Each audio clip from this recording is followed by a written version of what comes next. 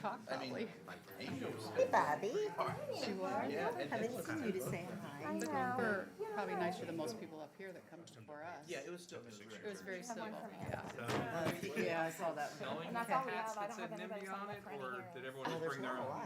Trust him, it was really, you know, My residents. we really needed it, So but you'll complain from citizens trying about to put him in And that mine. position. And yours. The last piece of green space, other than the largest park of GT, the largest preserve of Robinson Preserve, all the beachfront property. Other than all of that. We had to pay millions. That wasn't free. Good morning, all. What's the date? Second? Good morning. Welcome to the land use meeting of September 2nd, 2021. Hard to believe. All right, we're going to go ahead and call this meeting to order. The first thing we're going to do is what we always do, and that's the invocation, followed by the Pledge of Allegiance. And the invocation this morning is by Minister Joe Henry Sr. of the East Bradenton Church of Christ. Thank you for being with us. Thank you. Let us pray. Heavenly Father, we approach your throne this morning with thankful hearts for the blessings you've given us.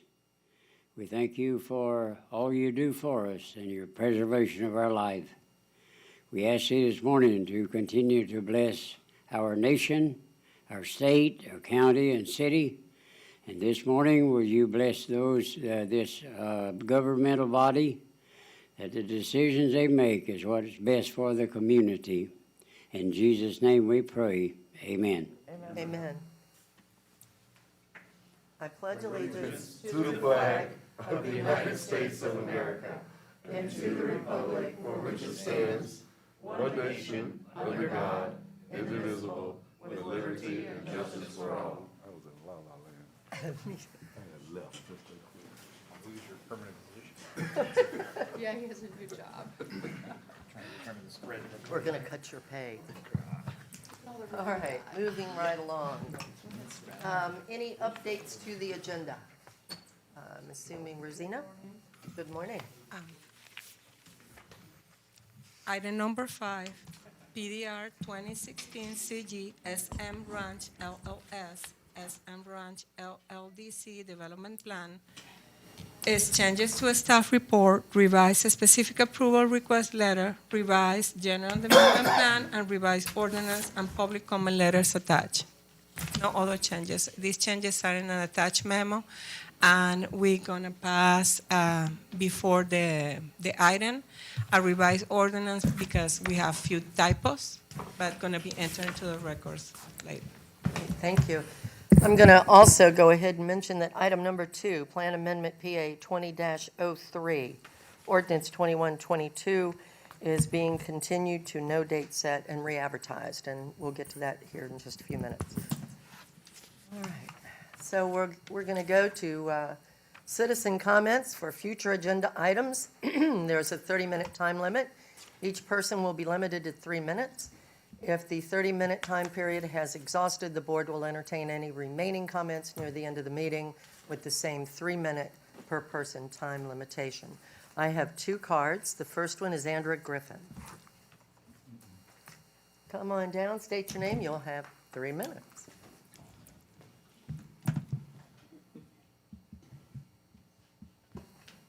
Andrea Griffin, Manatee County. So this is actually to welcome Kevin back. I know we all don't get along all the time. We're always pushing this county forward. We're always trying to set policy. I'm not here to really have a future agenda comment other than I want to present Kevin with a shirt. Says, "You don't scare me. I beat COVID." Yay! So here you go. Thank you for coming back. We're glad to have you. Thank you. Kevin, I have to tell you, I kind of knew about that. Sorry. Next is Rachel Layton. Ms. Griffin, I appreciate that you thought I was a medium. It's gonna be long enough. Well, maybe, what's his name out here? Good morning, Rachel Layton. I'm a planner with ZNS Engineering. I gave you guys a very detailed presentation on Tuesday afternoon, and one of the questions that came up was whether the NCO amendment to remove the mapping and the text language should go at the same time as the other items for the Parish Civic Association in that long list of recommendations that I presented. And after the work session, we had a chance to talk about it a little bit more and a little bit with staff. And we feel like maybe it's better if the county moves forward with the NCO map amendments first, and that would give us enough time to work together collaboratively to help the Parish Civic Association with the parish village items that they want to see come forward. So I already have my first meeting set up with staff. I was going to ask you. Next week. I had too many hearings this week. So I'm bringing that forward as a reconsideration for the board. And that's what I have to say this morning. Thank you, Rachel. It's always good to see you, at 2 meetings in a row. We like you. I'm 3 days in a row this week because I had something last night. Madam Chair? I've seen I'm going to finish Van public comment Ostenbridge first. 3 times this week. Yeah. All right, honey, Thank thank you. you. Thank you. Is there anyone else from the public that wants to come forward and speak on future agenda items? Not seeing anyone. Any phone calls? No phone calls. Okay, I'll go ahead and close public comment. Commissioner Whitmore. We didn't take any action the other day anyway. Was that yesterday? Day before, okay. So, I mean, I don't have any problems with that. Again, Parish has always steered this, the whole, everything. So if that's how they feel and it isn't any problems with staff, I don't have a problem. I don't think any of us have an issue with that. Attorney Shank. Yeah, Madam Chair, I did listen to the work session remotely for change. No, you And did. I do agree, we've granted so many specific approvals to the NCOD that many provisions are not legally enforceable anyway. But it will require, I'm not saying you have to do it right now, but it will require a motion of the board to direct staff to initiate the amendment to the LDC to repeal the NCOD at the appropriate time before staff does that. Gotcha. Okay, thank you. All right, public comment has been closed. We have no more commissioners on the board. So I'm going to go ahead and move to advertise public hearings, presentations scheduled. Item number 1, Rosina. PDR 2111 CG related to PDR 0670P, the Cove at Terracea Bay Village, Terracea Land Ventures 1 LLC.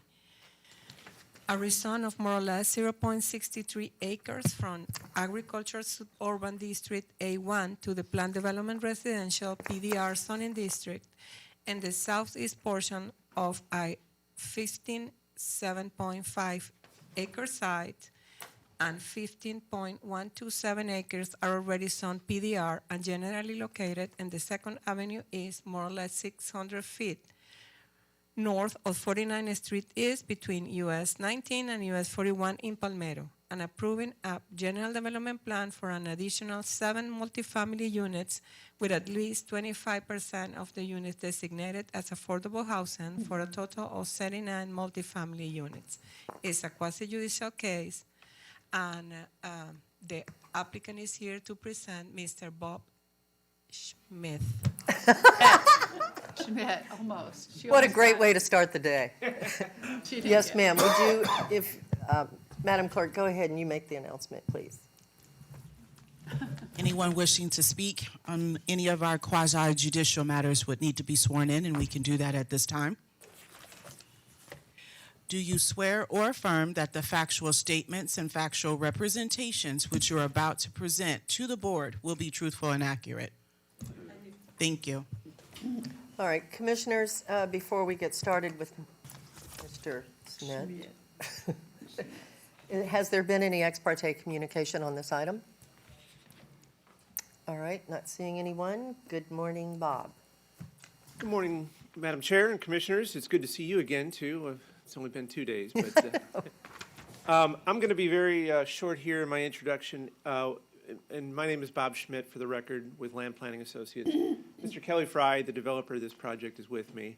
So I'm going to give a very brief explanation of really just location as to where this is. And he's going to tell you a little story about how he picked up the property and what he's trying to accomplish. This is the Cove at Terracea Bay Villas. Oh, and She asked. yes, I was sworn. Sorry. This he is knows the the Cove at rules. Terracea Bay Villas, and this is a project that was largely built out back in the early 2000s. And Mr. Fry picked it up to complete the project, essentially. And the location, as you see on the overhead, is just north of 49th Street East between US 19 and US 41. It's kind of a little hidden gem that's tucked back in there. And, just driving through the project, I was very impressed with the maintenance of the V units and so forth. And Mr. Fry has, again, picked up the property, and it's his intent to complete it. And with that, I'll turn it over to him, and then I'll wrap up when he's finished. Thank you. Just state your name and that you've been sworn, please. Good morning. My name is Kelly Fry, manager of Terracea Bay Land Ventures 1 LLC. Thank you for hearing us this morning. Good morning, commissioners. So this is a community where the builder-developer went bankrupt halfway through, unfortunately. I'm going to point to some things here. Hopefully you can hear me. So these homes here were built, and these poor people got stuck with an HOA to pay for all the infrastructure and maintenance, divided only half of the units instead of all 39 that was planned. Plus, they didn't get the pool they were promised. So we were fortunate enough to come in and pick up this property and develop it out exactly as originally planned. It was approved for 39 homes. There's 20 existing now. We're going to build 19 more, making the 39 homes. The reason why we're here is for this subject parcel right here, 0.63 acres, which the original developer had planned on rezoning and adding to the community, but went bankrupt before he had a chance. That's the whole reason why we're here today.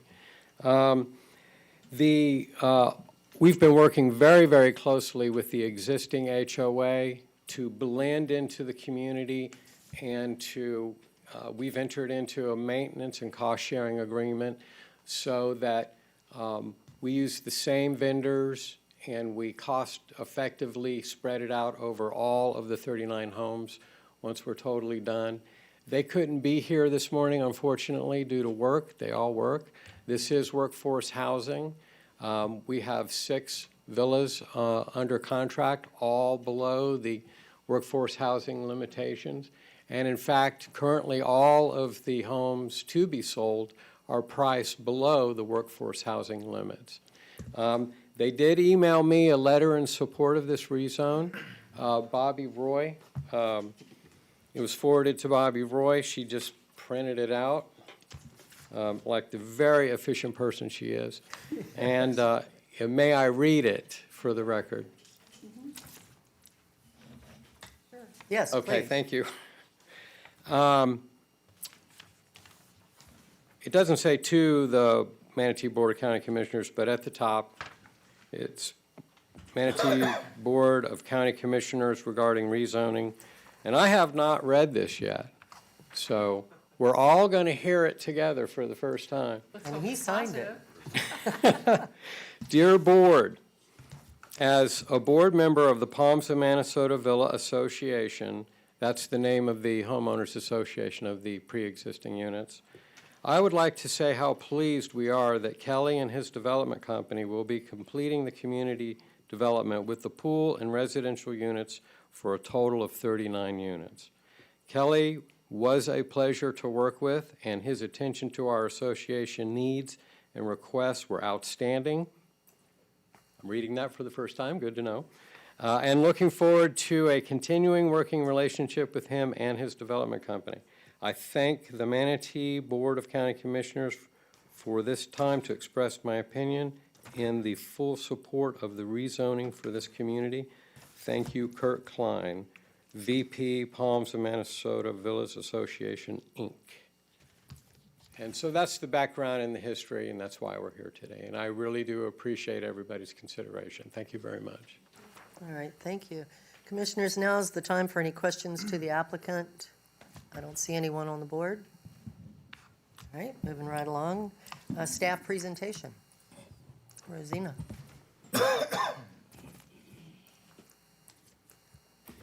Good morning, Rosina Leider, and it has been sworn. I have a full presentation, but I don't know if you would like to see it, or would you like that I answer some questions? Does anyone need a full presentation? The Madam Chair. site is with Res 9. Hold on. I don't need a full presentation. I just wanted to, with this crowd, is there anybody from, that's out there that want to speak on it? Oh, I'm going to go there. Okay. Yes, in a The minute. size is with the Res 9. The maximum density allowed is 9 dwelling units per acre. The density going to increase to 2.11 to 0.47 with the 7 additions. No changes to the previous approved plan that expired. No changes or modifications to wetland buffers or wetlands are proposed, and staff is in support of the request. Not seeing anyone. All right, we're going to go ahead. Thank you, Rosina. We're going to go to public comment. Is there anyone that would like to come forward on this item? Please come forward. Okay, not seeing anyone. We cannot have any phone calls as this is quasi-judicial. So, all right, we'll go ahead and move forward. Commissioners, any questions for the applicant staff? Anyone? This is so weird. Yep. I'll make a motion to approve. All right, we have a motion to approve by Commissioner Bellamy, a second by Commissioner Cruz. All in favor, say aye. Aye. All opposed, nay. All right, thank you, Commissioners. Madam Clerk, it's approved unanimously. Thank you. All right, moving on to the next one, Public Safety, item number 2. Attorney Shank, I'm assuming we're going to have to do a motion on this to Yes, continue? just open the public hearing for anyone who wants to speak, and then the motion for continuance should be in the package here. Okay. All right, is there anyone from the public that would like to speak on item number 2? Rosina, can you read that into the record for us right quick, please? BDMU PA 2003, Ordinance 2122, Coastal High Hazard Area CHH, Overlay District, Coastal Evacuation Area CEA, Overlay District, and Coastal Planning Area CPA. Map and text amendment is a legislative case, and Nicole Knapp, Impact Fee Administrator, was the case manager. Okay, thank you. This is not quasi-judicial, it's legislative, so we will permit phone calls on this item. Anyone from the public want to come forward? All right, any phone calls? No phone calls? All right, we'll go ahead and close public comment. What is the pleasure of the board? Madam Chairman, I move approval of the continuance as recommended by staff. Second. We have a motion by Commissioner Servia, a second by Commissioner Van Ostenbridge. All in favor, say aye. Aye. All opposed, nay. Madam Clerk, it's approved unanimously. Moving right along to item number 3. Rosina. Item number 3 is Resolution R21-147, denying application PDR 0439-GR3 to amend stipulations in a zoning ordinance and to deny approval of an amended general development plan. Attorney Shank, did you want to make a statement on this? Yes, the Board of County Commissioners held a duly noticed public hearing on August 5th, 2021 regarding this application, and the board directed the county attorney's office to bring back findings for denial. And the attached resolution contains the written findings of fact and conclusions of law to support the denial of the applications. So we're at the stage of just deliberation and vote. The public hearing was closed, and the recommended motion reads, I move to adopt resolution number 21147 to deny application PDR 0439-GR3 to amend zoning stipulations and to deny approval of amended general development plan. And if this motion passes, the applicant's attorneys indicated that he will proceed through the special magistrate for the next portion of the process, which is a recommended order, which comes back to you for consideration. All right, and there is not to be any public comment on this issue today, is that correct? Correct, and if this motion passes, I still advise the board to treat it as a pending application, not have ex parte communications. Thank you. What is the pleasure of this board?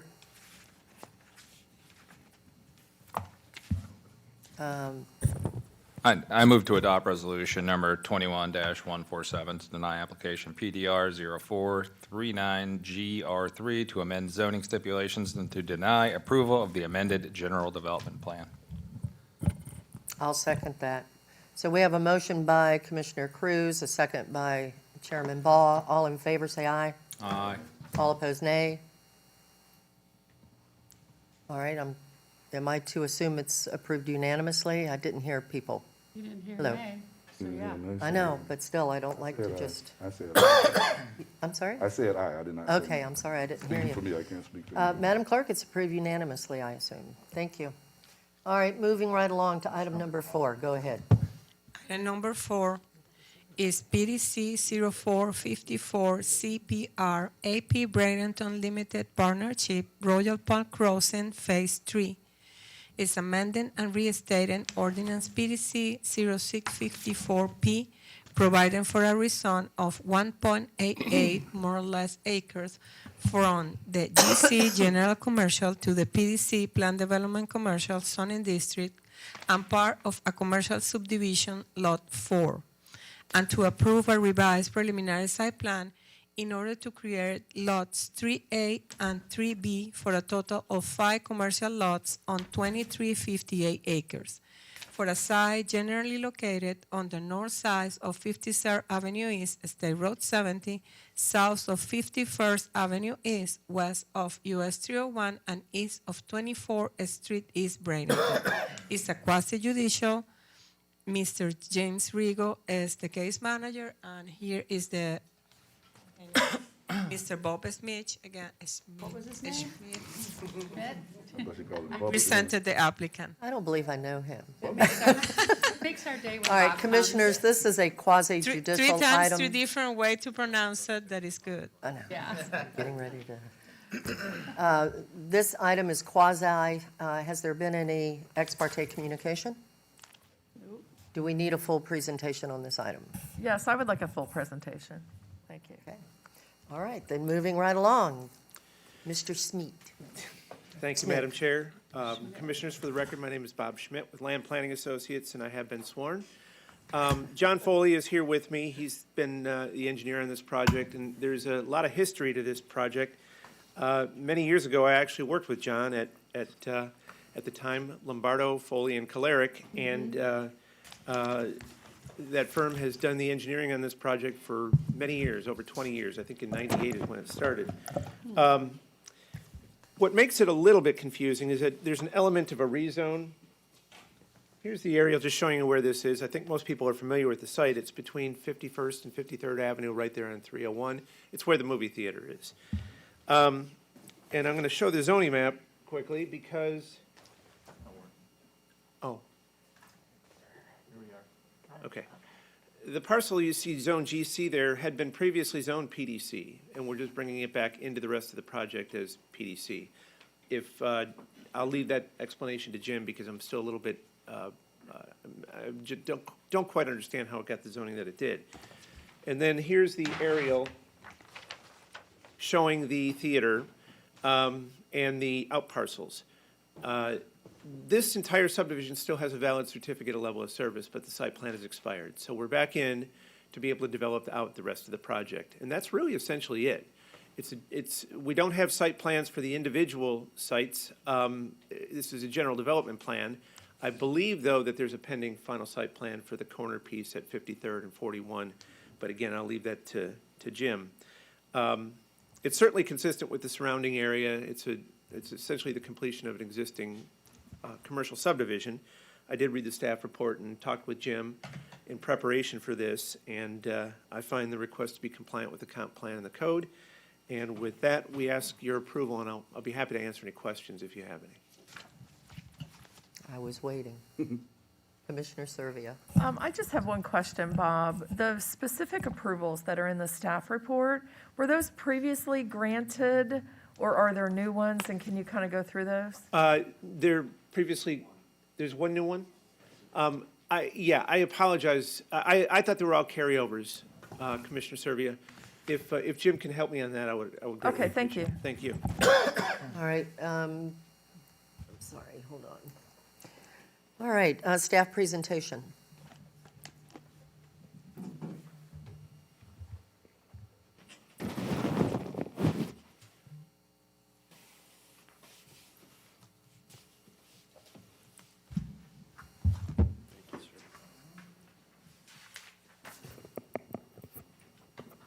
Good morning, Commissioners. Jim Rigo with staff, and I have been sworn. I do have a full presentation if you'd like. Commissioner Servia, do you request a full presentation? at The this? only question I had was about the specific approvals, please. Absolutely. It's a request to allow the combination of a common use driveway between new lots 3A and 3B. So commonly you approve a request for specific approval to eliminate a buffer on the property line. And then what Gary at Environmental Planning does is just make sure that there's other plantings and buffers that make up for the movement of that buffer. This way, we have one driveway rather than two going into to 3A and 3B, which is what precipitated this whole change, is creating the extra lot in Lot 3. Okay. Yes, thank you for that, Jim. I appreciate it. And this is such a good site that has been, we've been waiting for this development to be Absolutely, yeah. finished. So Great site. I'm pleased that it's come forward. And The other reason, I'm sorry to interrupt, but back in the day in 2007, I also worked with Bob when I was Bob's successor at LF&K.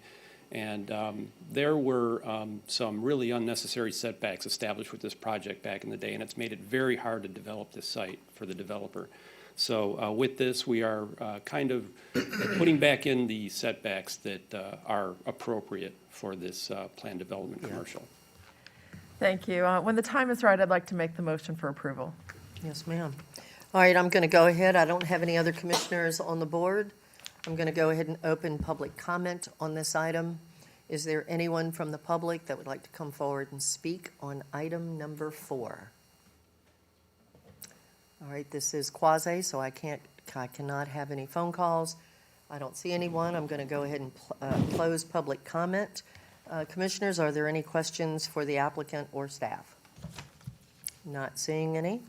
All right, staff closing arguments. Anything, Rosina? Or Jim, rather, I'm sorry. Okay, applicant, anything? Commissioner Servia. Yes, thank you. I move approval of the staff, I'm sorry, it's not staff recommended. I move approval of this application as contained in the staff report. Second. All right, we have a motion to approve PDC 06-54ZPR by Commissioner Servia, a second by Commissioner Bellamy. All in favor, say aye. Aye. All opposed, nay. Madam Clerk, we're on a roll. It is approved unanimously. Thank you. All right, moving right along. Item number 5. Item number 5, PDR 2016 CG SM Ranch LLC, SM Ranch LLC Development Plan.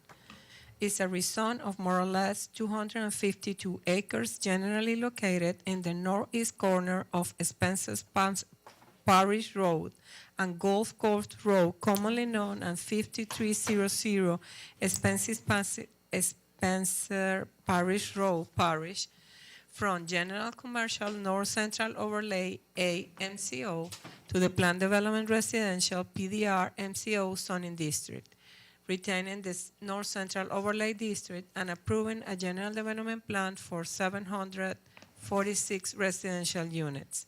It's a quasi-judicial case. Mr. James Rigo is the case manager, and he represented the applicant is, I think, Anne Renatoir and Mr. Pat Niels. All right, Commissioners, this is a quasi-judicial. Has there been any ex parte communication? All right, not seeing anyone, we'll go ahead and move to the applicant presentation. Mr. Neal, good to see you, sir. Hi, good morning, Madam Chair. Michael Neal, I have been sworn. Excited to have our team before you here today. I'm going to let them all introduce themselves. We have made some changes, and we learned through the dialogue at the Planning Commission process. We've made some changes to some special exceptions that our Anna Rittenauer with Clearview will tell you about. So we've believe we're now in full support of your staff. We look forward to presenting this project. Thank you. Sorry, as I said at the beginning, Mr. Rigo gonna pass the revised ordinance that we correct few typos. Oh, gotcha, right, okay. Yes, ma'am. Good morning, Commissioners. I'm Anna Rittenauer. I'm a certified planner with Clearview Land Design. And have you been sworn? Yes. Perfect, thank you. What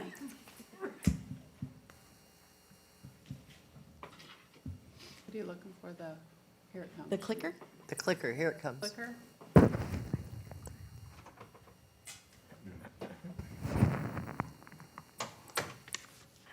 While we're waiting, if you are going to speak on this item and you've not been sworn in, would you please stand now to do so? Can we turn off the clock since, Yeah, the clock's been running the whole time. can we turn it off? Yeah, you can Here comes Go ahead. Seth. Seth's got one thing. Madam Clerk, go ahead. Do you swear or affirm that the factual statements and factual representations which you are about to present to the board will be truthful and accurate? Thank you. Thank you. Sweetheart, are you ready? Okay. I think so.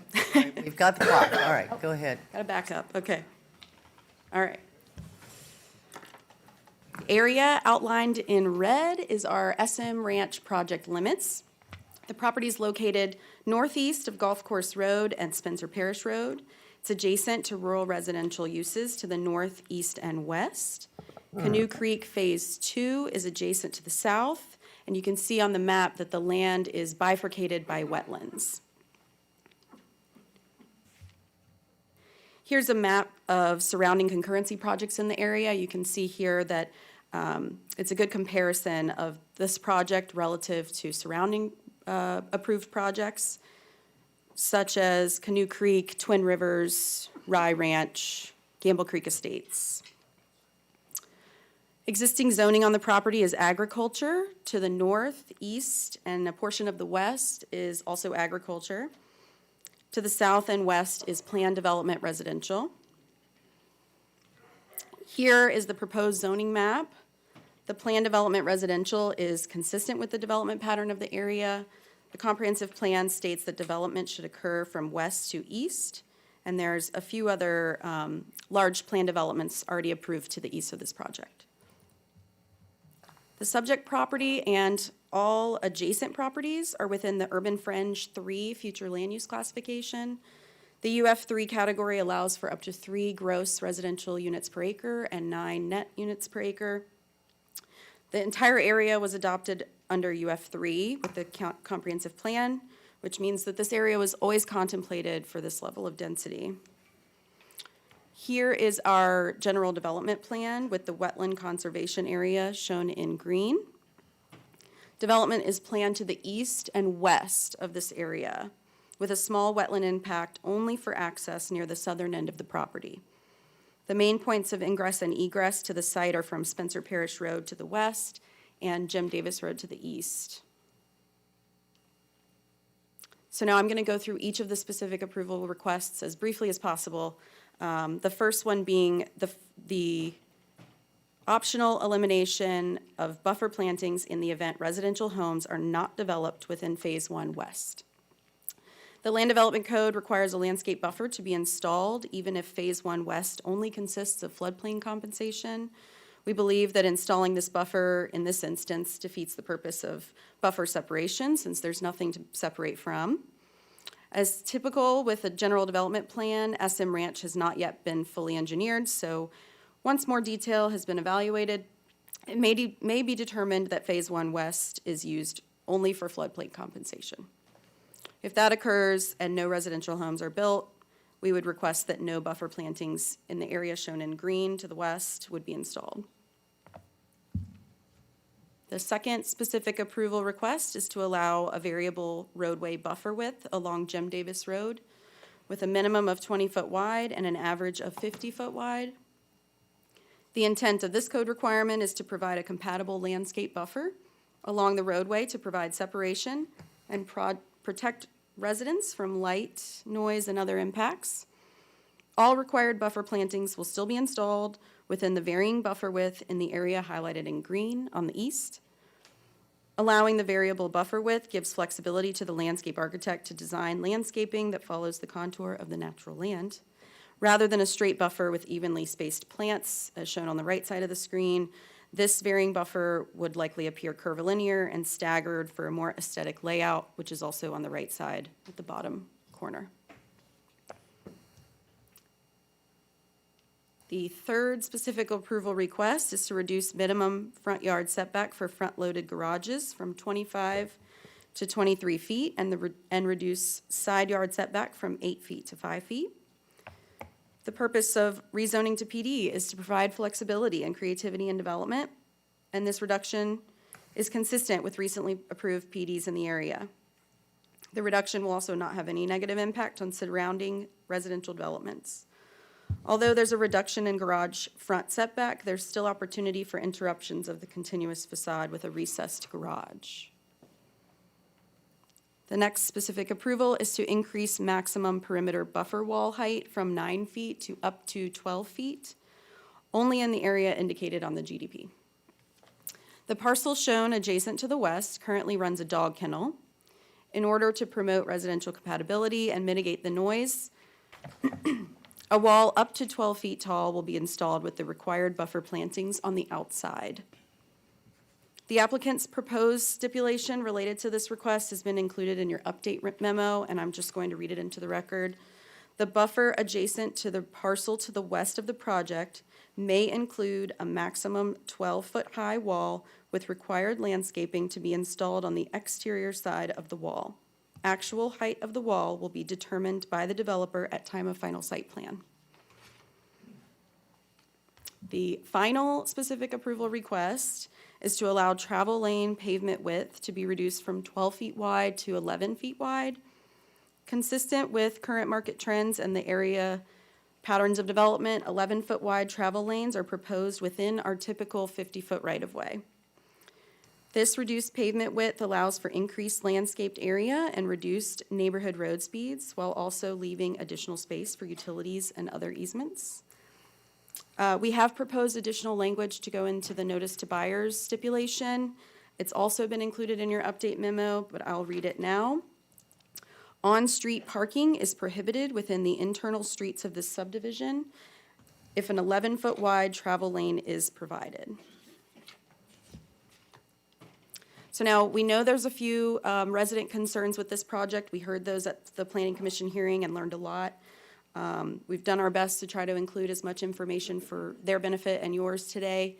So I'm just going to introduce Chris Fisher, our professional engineer, to talk a little bit about floodplain and stormwater here.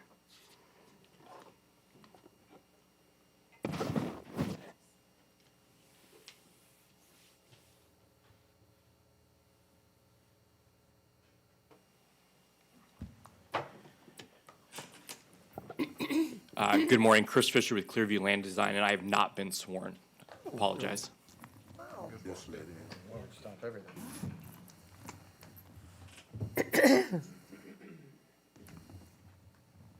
All right. Do you swear or affirm that the factual statements and factual representations which you're about to present to the board will be truthful and accurate? I do. Thank you. So as Anna just mentioned, we are aware of the historical flooding within this particular area, so I just wanted to go through kind of how we would, or how we're going to design this project so that it does not have a negative impact on the neighbors or the surrounding community itself. So first thing that we would look at in this instance is the topography of the site. How do we get water from off-site through our site, if that's one of the concerns, and how do we accommodate the existing flooding that occurs on this particular site? As you can see from this topo here, the site is fairly flat with the exception of the existing wetlands over there on the central part of the site. You can see that there's not actually any water that comes from the east across our site that we would need to accommodate in our design. So that's, again, one thing that we'll be looking at when we're going through this particular process in this stormwater design. The other thing we look at is Manatee County's model, which again shows us the historical flood stages within this particular area. And we're not allowed to raise those particular stages at all in our drainage model. It's a very comprehensive review that goes through both the county and through the water management district. And you can see in that northeast corner of our project, which is outlined in red, that actually drains towards Jim Davis Road, which does contribute to some of the localized flooding that you can see, and I'm sure some of the residents are going to point out along Jim Davis Road. So one of the things that we can, one more thing. This is kind of a heat map showing high levels up in red, and then our site's kind of, again, outlined in red there. And what happens during a large rainfall event is actually Gamble Creek, which you can kind of see outlined in blue there, will start to back up. And what happens is the site, the stormwater actually follows where those red arrows are and goes onto our site, which then floods our site and portions of the residents around Jim Davis Road. So what, and this is kind of just a high level, the areas in blue here are what floods our site. So what can we do to mitigate these, this flooding and try to make it better for the existing residents that are out there? So again, as I mentioned earlier, the area in yellow currently drains towards Jim Davis Road, which would again contribute to that localized flooding. We're going to try to minimize the area that's in that northeast corner to continue to drain towards Jim Davis Road and actually take it into our stormwater system and control the amount of water that's being released from our stormwater system, again, limiting that amount of existing water that would go into that northeast corner and onto Jim Davis Road. To contribute or to handle the flooding that would that results in this particular basin, we're going to install floodplain compensation along the low areas within that wetland to provide additional storage and volume that will, again, help with the flooding in that particular area. As I mentioned before, we're held to the Land Development Code of Manatee County, as well as the Water Management District.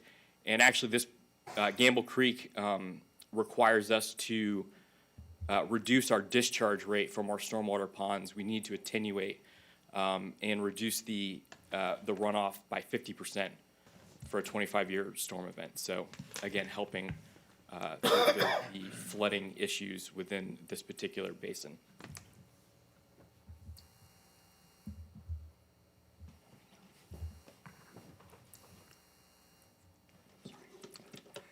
Good morning, Commissioners. My name is Christopher Hatton, and I have been sworn. I'm a registered professional traffic engineer with Kimley Horn, and I've been conducting traffic studies in the Manatee and Sarasota counties for over 30 years.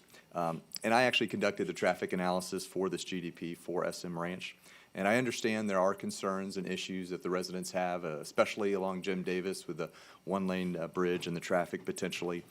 And while the traffic analysis that was done for this GDP was done at it's a very high level, which we do at the GDP, it is important to note that the analysis that follows will be a much more focused analysis, will give us time, deliberate time, to be able to work with county transportation staff to help limit the impacts on Jim Davis Road. Specifically, we're going to talk about how ways in which we can potentially limit and restrict access on Jim Davis Road to limit the amount of traffic on there and the impacts to the neighbors. So with that, I'll turn it over to Jim, or Ed. Good morning, Commissioners. Ed Vogler. I have been sworn.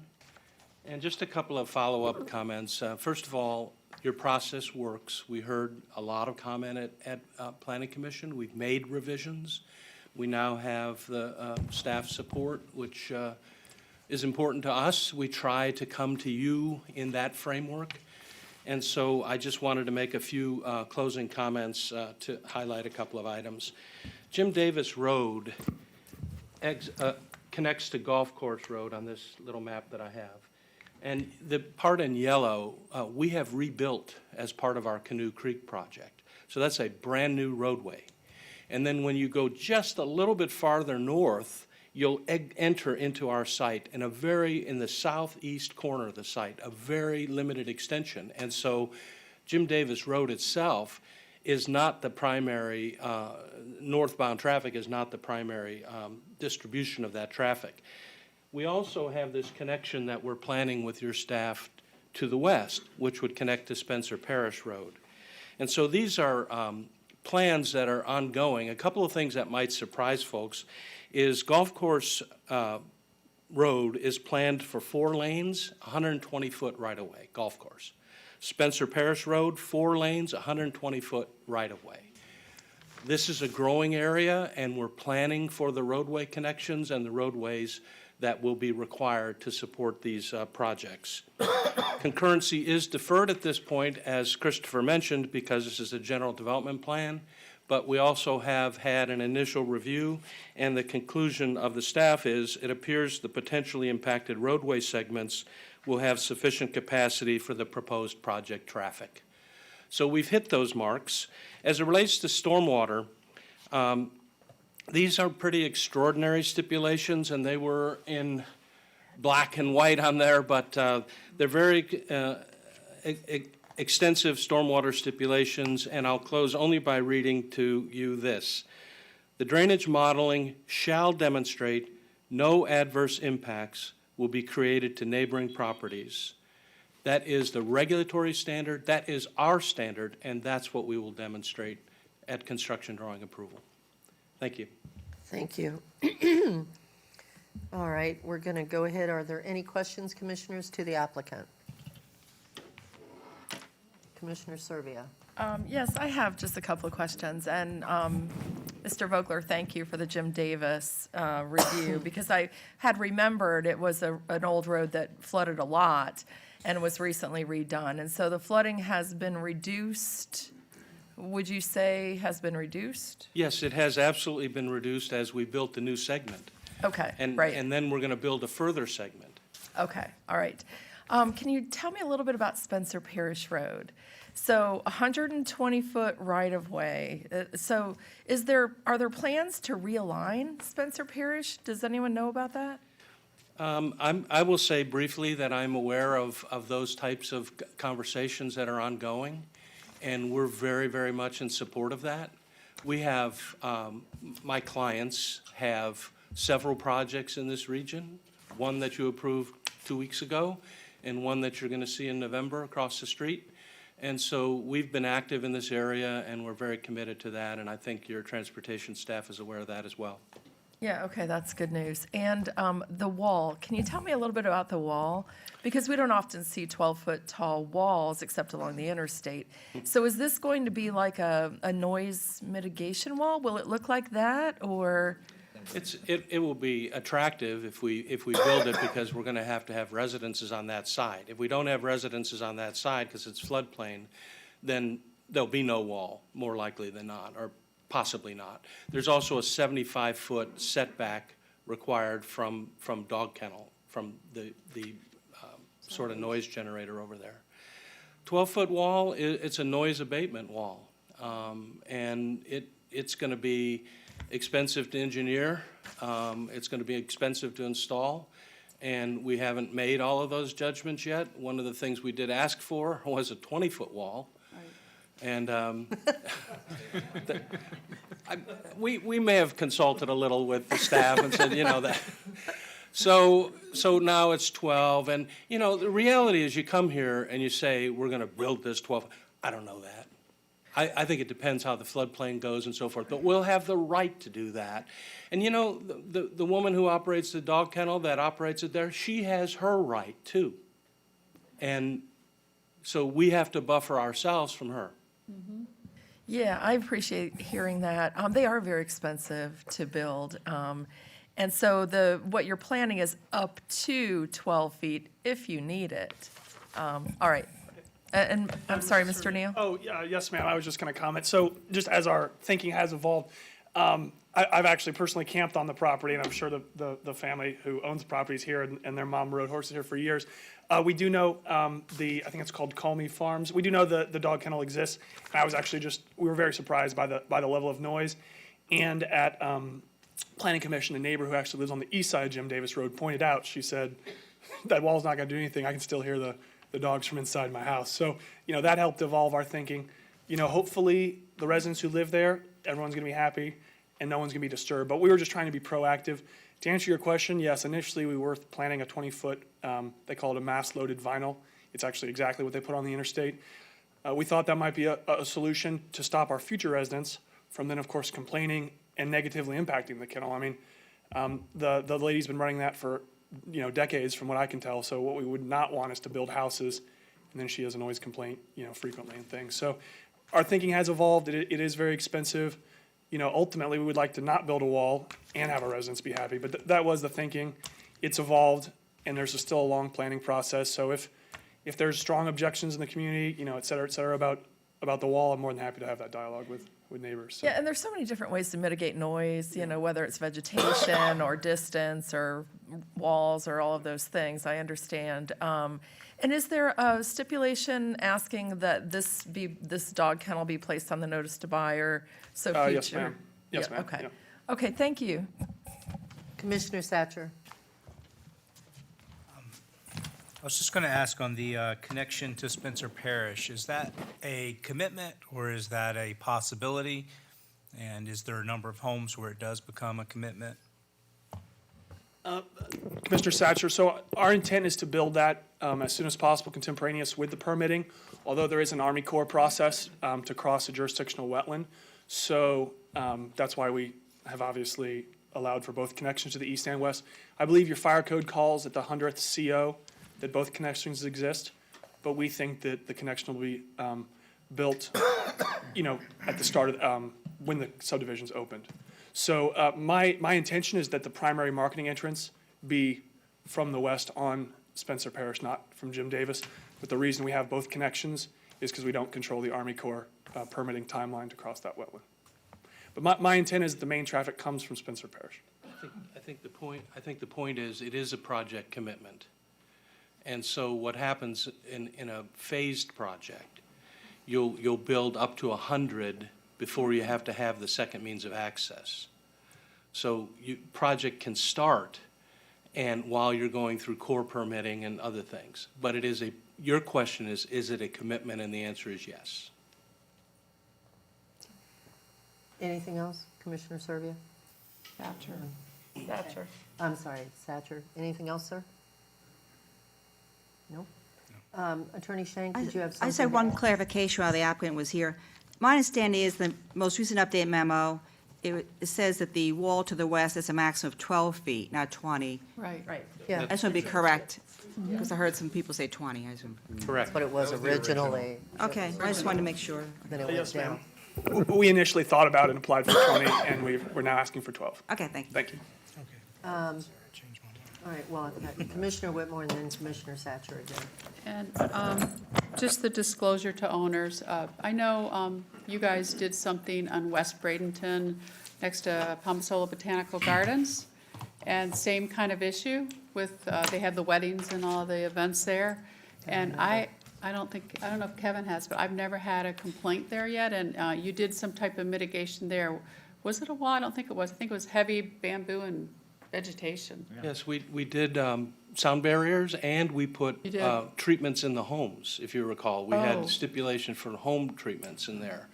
And so we were responsive to the botanical garden, and to the best of my knowledge also, we've never heard complaints about that. Okay, so, and you've had community meetings with the neighbors? Yes, and to answer your question, I actually just drove there recently. Yeah, it was a vegetated buffer. It was mostly pine trees, and we Right. committed to an opacity. Frankly, that might be, my philosophy with landscape and hardscape is hardscape looks the best the day it goes in, and then it just deteriorates. Right. Landscape looks the worst the day that it goes in and just continues to grow. Right. So we like to spend our money on things that grow and continue to look better. So that would be a possible solution. If there was, a huge sound issue, we could consider vegetative buffering as well. But to answer your question, the noise concerns, I would say, and you remember the hearing, but the noise concerns were much greater at the Tides End project. Exactly. And since then, I'm not aware of any complaints, and I've personally been to weddings there, until 11 p.m., and it was great, so, thank you. Commissioner Satcher? Yeah, I was just going to go back to the entrances one more time. So the plan is to get over to Spencer Parish. Sorry, I'm looking at the map on my phone so I can see the exact layout. I'll just tell you my concern. Yes, sir. Okay? What I would not want to see is a mediocre effort to get the permit from the Corps, and then you come before us and say, well, we're actually going to do two on Jim Davis, if that's the plan, it's not necessarily that I would reject that plan, but I'd like to know it ahead of time if that's actually what's going to come before us, because I think that's fair to the citizens to know what, and so, but if that, if you're going to really go for that permit and open for that permit, then that's fine too, and that's what I'd like to see. Yes, sir, and thank you for putting on the screen. To answer your question, we have absolutely no intention, and I would be shocked if there was any situation where we had another entrance on Jim Davis to the north. Actually, initially, we did propose our main entrance, or maybe not our main, but the entrance that was on Jim Davis, we proposed it being further north, and we've subsequently moved it basically as far south as we can go. Our intent, and if you drive out there, you'll be able to see it. Spencer Parish, you can see that Spencer Parish comes in at an oblique angle, and it's actually not particularly safe because if you look down on Golf Course Road, as it goes to the east, it actually turns away from Spencer Parish. So you have to edge out halfway into the road in order to look both directions. Our intent actually is to work with your staff to swap the right-of-way to actually straighten out that entrance. So it's a square X instead of an oblique entrance.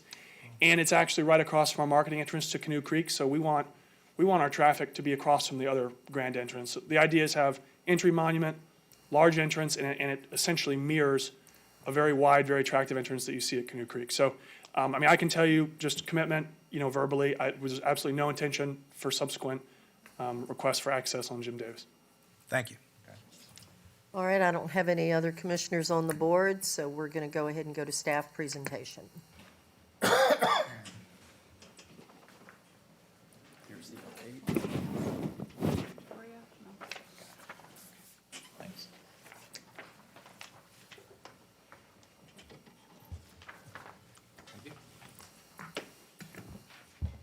Thanks, Jim.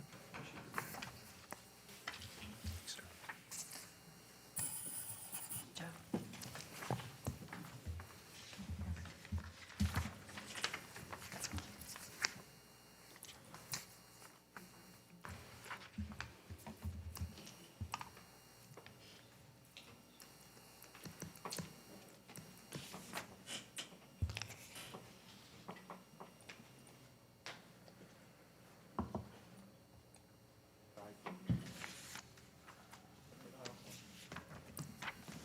Good morning, Commissioners. Jim Rigo again for staff, and I have been sworn.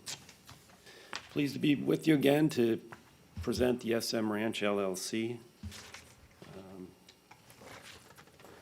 Kevin, I think Anna's done a fine job with the locational criteria, so we can move to, I think, slide 3. The request. The request is to rezone 252.4 acres from A to PDR to allow development of the property with 746 dwelling units and associated infrastructure. GDPs don't require design intent, but the plan does include the locations of SM Ranch's access points as well as depictions of typical lot layouts showing the general design and minimum impacts for 2 of 3 of the lot types. And those are single-family detached, single-family attached, and single-family semi-detached. As you know, there are 5 requests for specific approval to provide alternative designs to those regulated in the LDC. Next, please, is the future land use classifications, and we're in the urban fringe, and that's a maximum of 3 dwelling units per acre.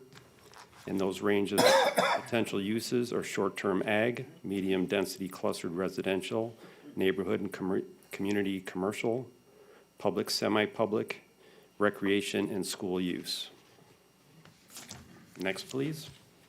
The zoning is agricultural. The A district is intended to preserve agricultural lands, promote general agricultural economic activity, and allow for the coexistence of other uses generally consistent with ag activities. It is intended that agricultural areas be protected from the encroachment of incompatible uses and that development be guided within the district. The overlay is the NCO, which talks about compatibility with ag and in the adjoining and touches on buffer widths and plantings. And next you see the general development plan. This is the 252 acre parcel. The Maximum density could call for 757 lots. They have properly implemented the wetland transfer density, and that's how they arrive at their 746 unit max. The minimum open space is 25%. Obviously, there's no plan, but they anticipate about 67 acres of open space, which equates to 26.6%. Building height, a maximum of 2 stories is proposed. And we talked about access. They are shown in the arrows on the plan. One main access to Jim Davis and the one to Spencer Davis Road. And there will be a cross-access across the wetland that bifurcates the site. That impact is less than a half acre. In that plan, you also see the adjacent developments of Canoe Creek and Gamble Creek Estates. Next, please. Of the 252 acres, there are 54 acres of wetland. As I said, 0.45 is impacted with the cross-access road. The buffers are compliant at 20-foot wide, and roadway buffers are 50 foot, and they are compliant, although we'll talk a bit about a request for specific approval to vary on those buffers. Next, please. Another version of the GDP that accentuates the wetlands and the flood areas that are actually proposed for stormwater detention as well. In utilities, potable water is present. It exists in an 8-inch water main along the east side of Jim Davis Road. There's a 12-inch water main. It's stubbed out along the north side of Golf Course Road. Sanitary sewer exists in a 12-inch force main along the north side of Golf Course Road. And a master plan calls for an 8-inch parallel force main within the Golf Course Road right-of-way, and that's not constructed quite yet. In reclaimed water, there's an existing 30-inch main along the south side of Golf Course Road and the east side of Spencer Parish Road. And there's an existing 4-inch stub out near the southwest corner of the site. The next slide, I know there's a lot of information here, but it gives us things to point at should you have any questions. The 3 main unit types: single-family lot, townhome, and a duplex villa. The corner lot shall be 15% wider. You can see that on the detail where there is a reduced on corner lots, a 20-foot setback. The details included are only for the villa and the single-family detached. There, like I said, is a townhome unit that would be 3 or better houses connected by a wall. Next, please. As you see in this table, in the nearby approvals, the predominant transitioning pattern in this area has been from A to PDR. Here you see Gamble Creek Estates, Canoe Creek, and the aviary at Rutland Ranch, all between 2 and 3 units per acre. And our findings are the development at this site at 2.95 is consistent with those. Next, please. Here we have the 5 specific approvals. The applicant has requested alternative designs to the LDC sections in the Public Works Design Manual. Staff is in support of all recently revised requests listed below and as described in the staff report's update and revised GDP.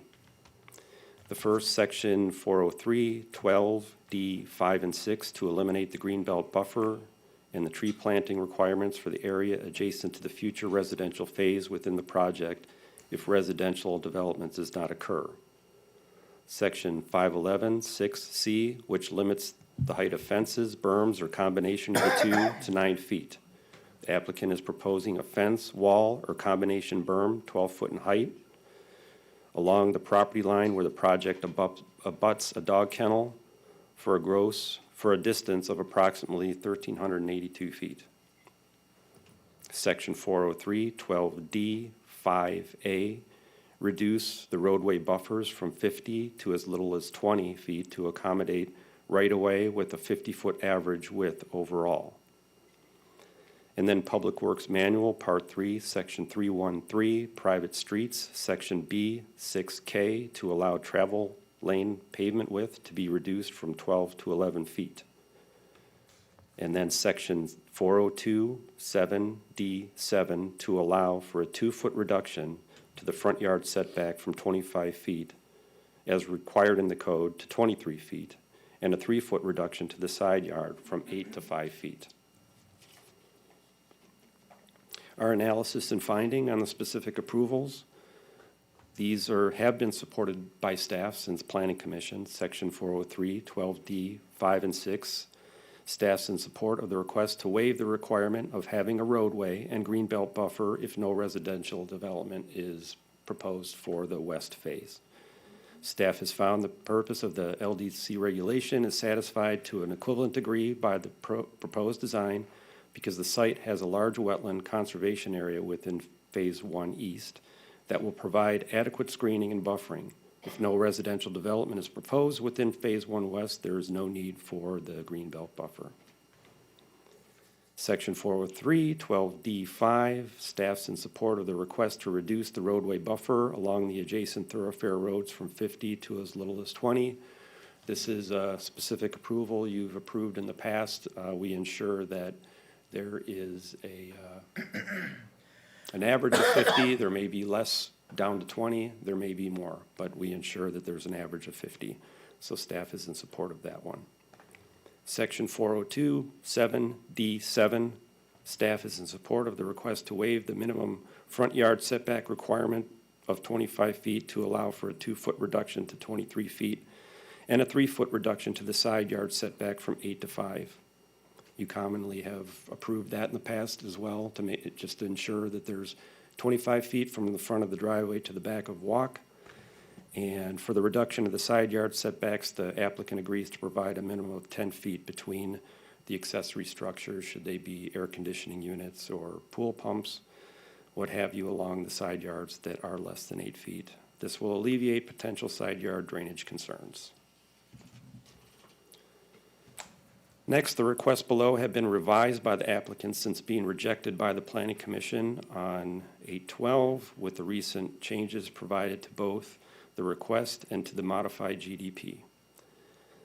We are now in support of the request to allow the travel lane pavement width to be reduced from 12 to 11 feet. It's staff's opinion that the reduction of the travel lanes are acceptable based on the internal streets at SM Ranch being private and owned by the CDD or HOA, and that notice to buyer will be included in the declaration of covenants and restrictions that prohibits all on-street parking within the subdivision.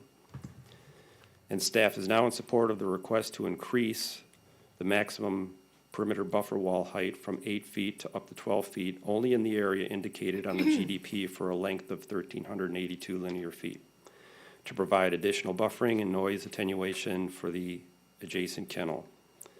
This alternative will not cause any adverse impacts surrounding properties and will promote compatibility between the residential development and the kennel use. Staff can support the 12-foot high wall, and the GDP shows the required 70-foot setback to residential structures from such kennel per LDC section 731.47F. Additionally, a notice to buyer that an existing dog kennel is located at 5200 Spencer Parish Road, adjacent to the west of the subdivision, will be included in the declaration of covenants and restrictions.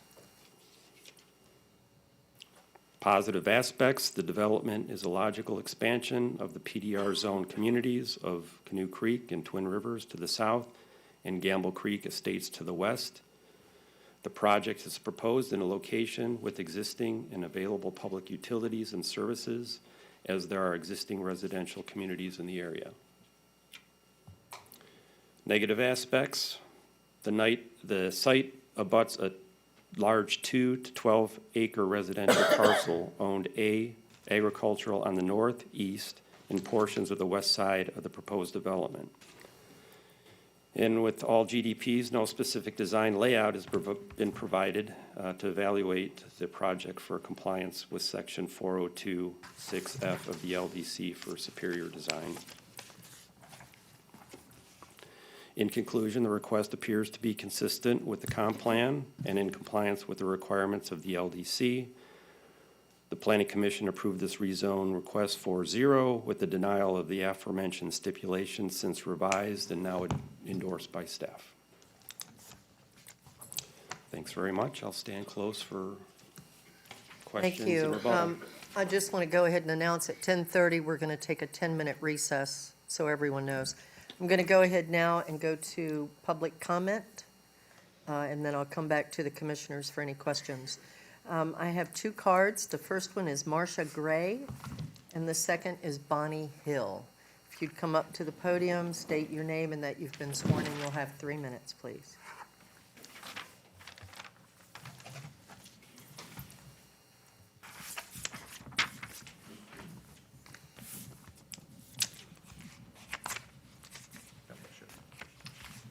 Good morning. My name's Marcia Gray, and I have been sworn. And for the record, I live on Spencer Parish Road. When you ask someone why they moved to Parish, what do they say? It's peaceful, it's beautiful, bucolic, nature, less congestion than what we have to the west, the beautiful live oak trees, the wildlife, the value, and family.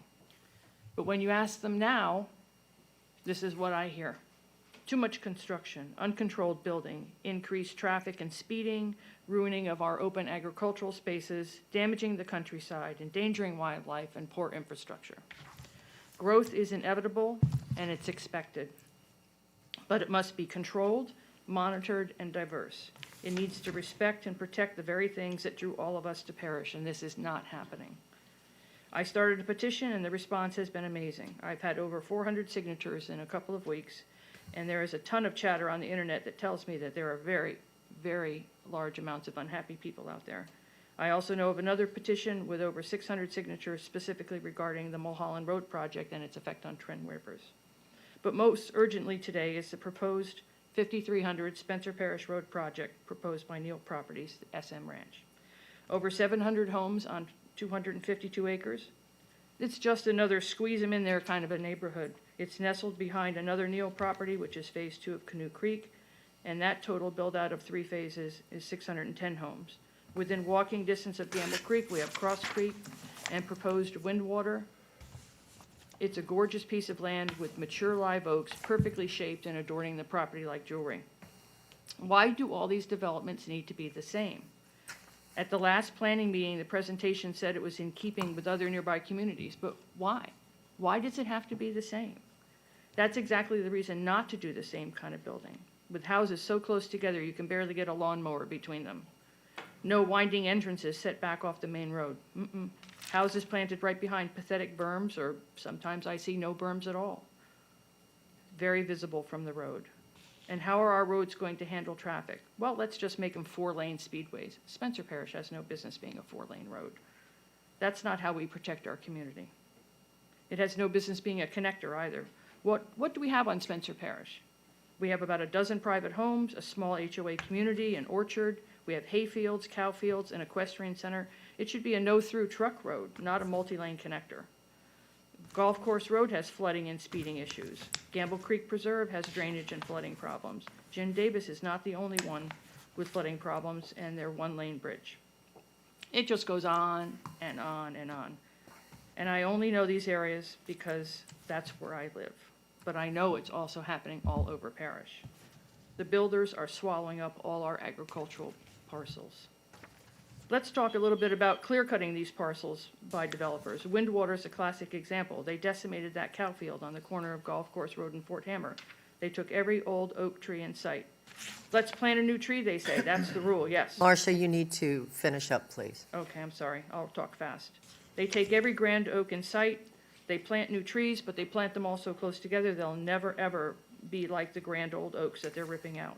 Thank you, Marcia. Bonnie Hill? Can I leave you with this? Because I wasn't done. Sorry. 30 seconds ago. Bonnie Hill?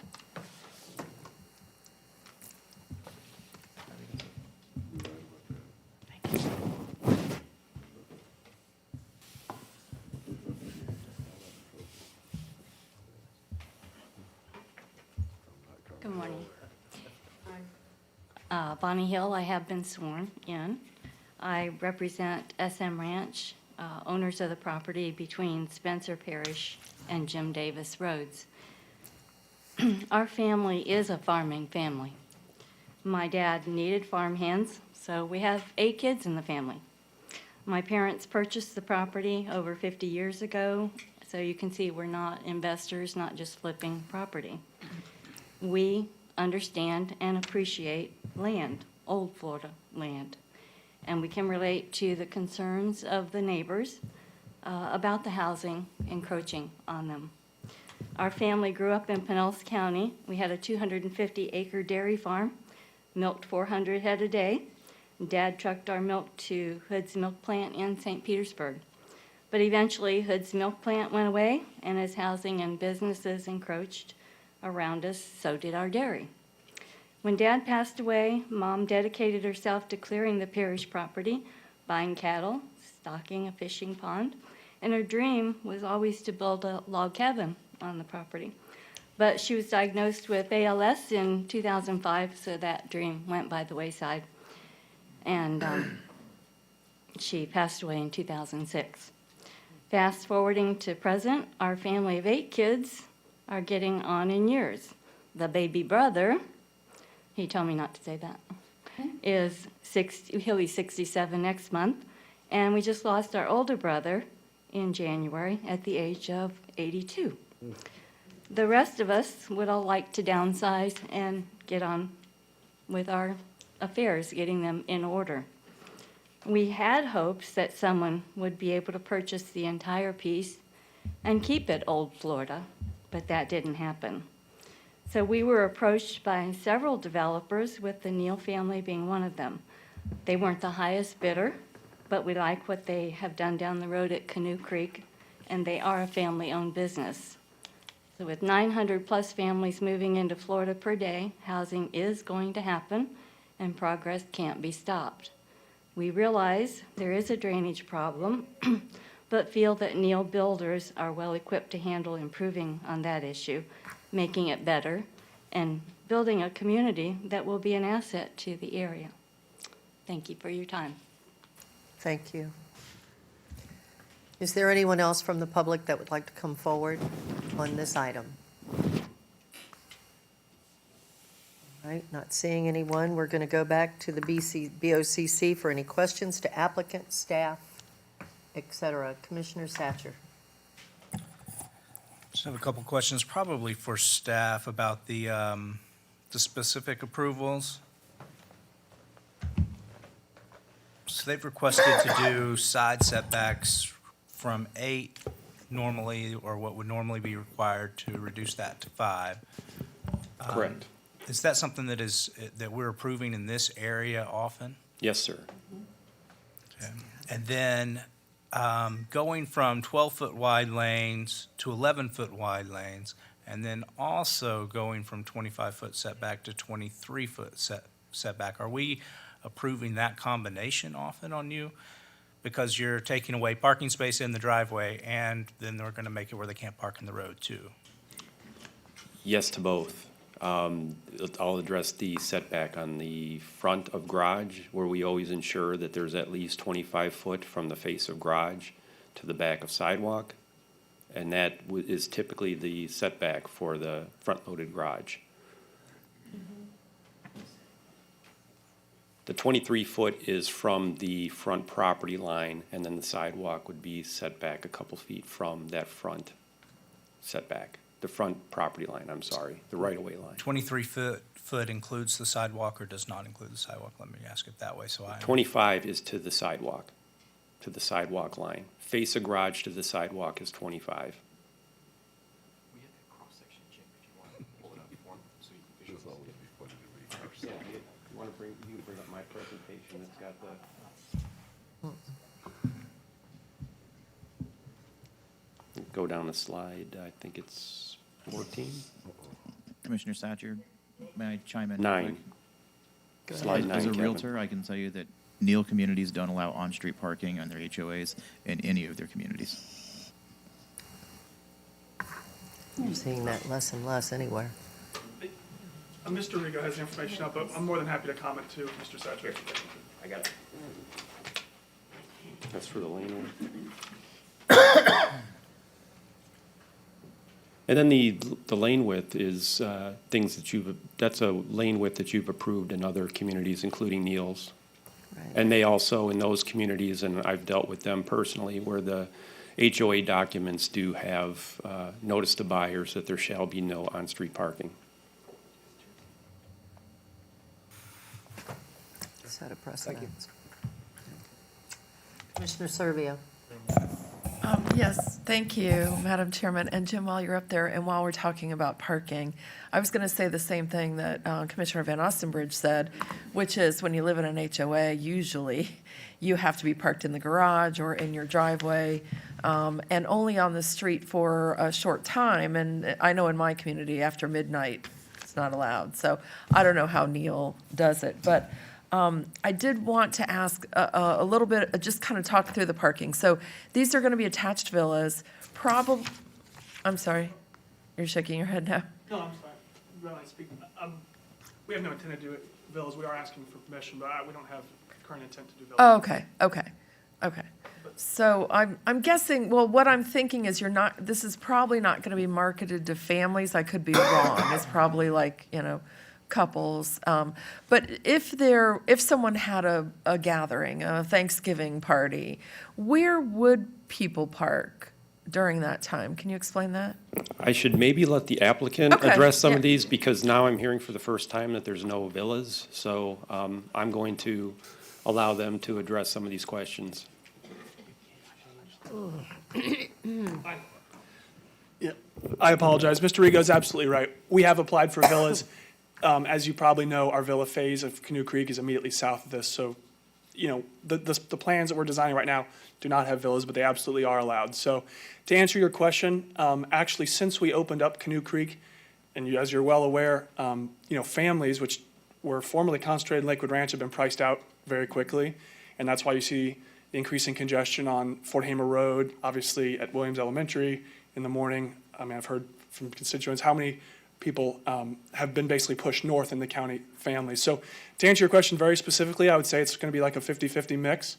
We were surprised by how many families want to live in this submarket just because of how quickly prices have gone up in Lakewood Ranch. I mean, to answer your question, sometimes it's midnight, sometimes it's 2 a.m. The HOA normally sends out an email during their enforcement events. They say, hey, we've been seeing handfuls of people parking overnight. We're going to do an enforcement event this Saturday at midnight. I mean, it is rigorously enforced. We have contracts with towing companies, and we have signs, as you drive in the neighborhood that says, can't park here at 2 a.m. If your car gets towed, call this number. To answer your question, I certainly wouldn't want to represent that we're not going to do villas, and I do apologize for obfuscating that. We certainly are requesting villas, but I don't think that affects the parking situation very much. To Mr. Satcher's point, we've actually noticed, pickup trucks getting longer and longer. Yeah, literally. And I mean, Hawthorne Park, Laurel Oak Park, and Northwest Bradenton, we used to do 40-foot right-of-ways, and your staff has changed the standard manual to 50-foot right-of-ways, I believe in part to address that on-street parking issue. So in the last 25 years, right-of-ways have evolved, and we're very cognizant of like the length of the largest SUV. We never allow commercial vehicles, so there's never box trucks, but large F-150s, F-250s. We have residents who actually, they'll even have a magnet on their car, and if it says, so-and-so's roofing company, they'll actually take it off their F-250 because that could be considered a commercial vehicle. So we're very sensitive to the street parking issue. Just for reference, and this is not material to your decision, but Pinellas County and Pasco County actually call for 10-foot travel lanes.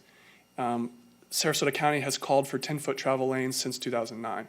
So, I mean, we respectfully disagree with your staff as to how rare it is, but we feel very comfortable that 11-foot lanes will, with proper enforcement, will not create a parking issue. Right, and I actually like the reduced travel lanes because it reduces speeding, and especially when you have people park on the street, during the day or during a dinner party, people slow down to go around the cars, and that's how it should be when you have kids out playing and whatnot. So I'm in support of the reduced travel lane. And also in an area that floods, the less pavement we have, the better, right?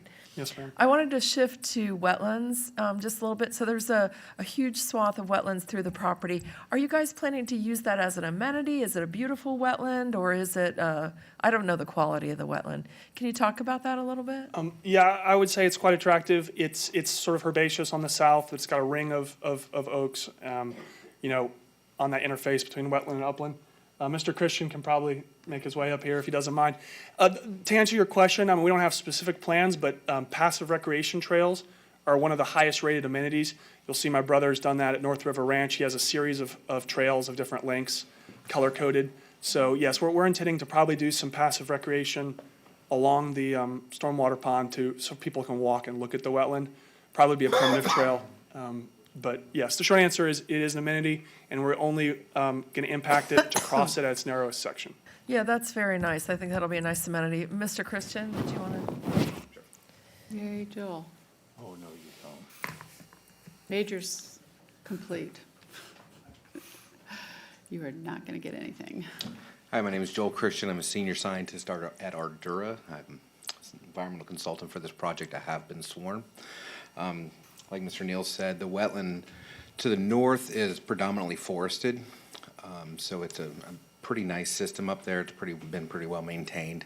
To the south, it kind of opens up a little bit. The canopy's not as dense, have some herbaceous material kind of it's in the center of it, and that's where the impact is proposed. We'll have to do some wetland mitigation. For those impacts, it'll likely be through restoration of or enhancement of the remaining part of the wetland. I think there's a possibility to use it for recreation. They will have to, do some boardwalks and stuff if they're actually looking at doing trails in there and stuff, which are allowed by the Land Development Code. So it is a nice, pretty wetland. Better than some I've seen. Okay, yeah, that's good to hear. And then I had a question about, I'm assuming you're going to elevate this project outside of the flood zone. Is that correct? And how does that affect stormwater? Correct, yeah. So all of the finished floor elevations will need to be at least a foot above the flood zone in that particular area.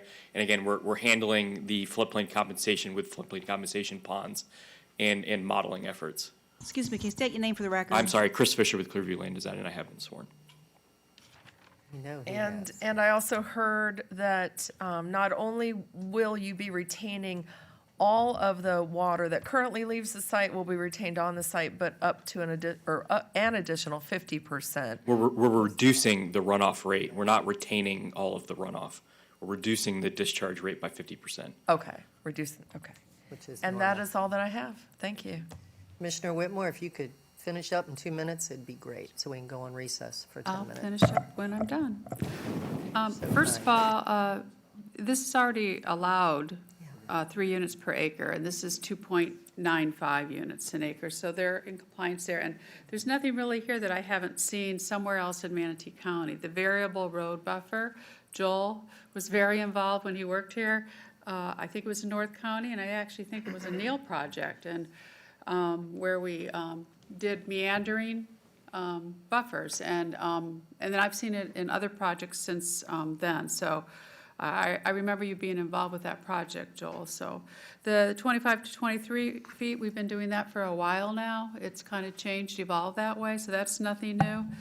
The 9-foot or 12-foot sound barrier, we have not done. We've done that throughout the area. We've done it on my way to the UTC, the back road, with the developments there. We have the roads there, the noise barrier walls, and we've also had buffering and vegetation, so that's not new. We have done the 12-foot to 11-foot, maybe, where I live, it's 10-foot on my roads, so this is nothing that I haven't seen before. And the 8-foot to 5-yard setbacks, we've been doing that for about 5 or 6 years now. People have been coming to us and decreasing the side yard setbacks. So nothing that they're asking for special exception.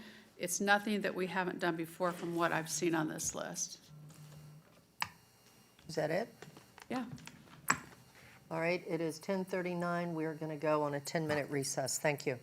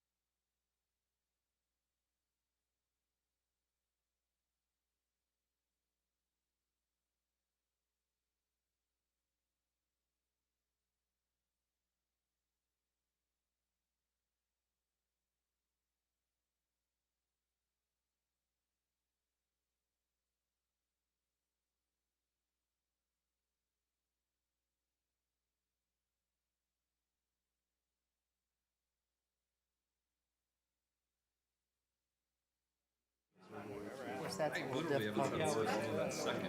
Oh, we bought it. All right, we are back in session. I don't know. It's on the agenda. We're going to go ahead. Were we doing questions? Yes, ma'am. Thank you. I did also want to add that at the appropriate time, Rosina Leiter has a correction to the motion. Okay. At the appropriate All right. time. We haven't made a motion. We haven't, I she's know, just but saying. I'll do it when- ahead of time. Yeah, we missed a few sections of the Public code comment. in the motion, and I'm going to read entirely, but it's related to the specific approval, item number 4. Based upon the staff report, evidence presented, comments made at the public hearing, the action of the Planning Commission, and finding the request to be consistent with the Manatee County Comprehensive Plan and the Manatee County Land Development Code, as stipulated herein, I move to adopt Manatee County zoning ordinance number PDR 2016 CG, approve the general development plan with the stipulations A1 to A5, B1 to B6, C1 to C4, and D1.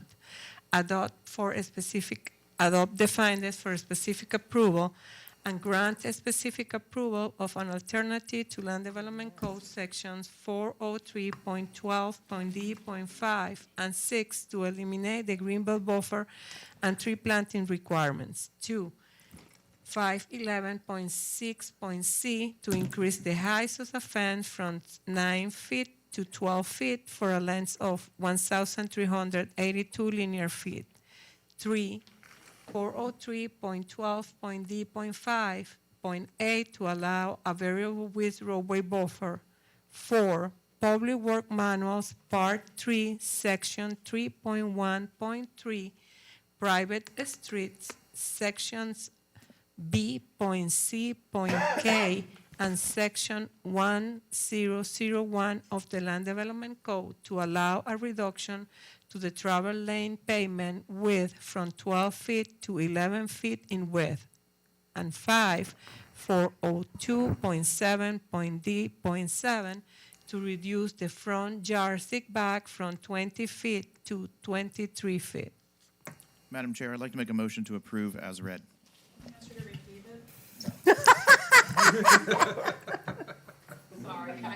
Oh, you're bad. Is there a second? Second. All right, well, we've got a little bit more to do just yet. We got a little ahead of ourselves. We do have a motion by Commissioner Van Ostenbridge, a second by Commissioner Whitmore. However, Jim, is there any closing, comments you want to make before we vote on the motion? No, but I want everybody to be comfortable. You need the mic. All right. Uncomfortable.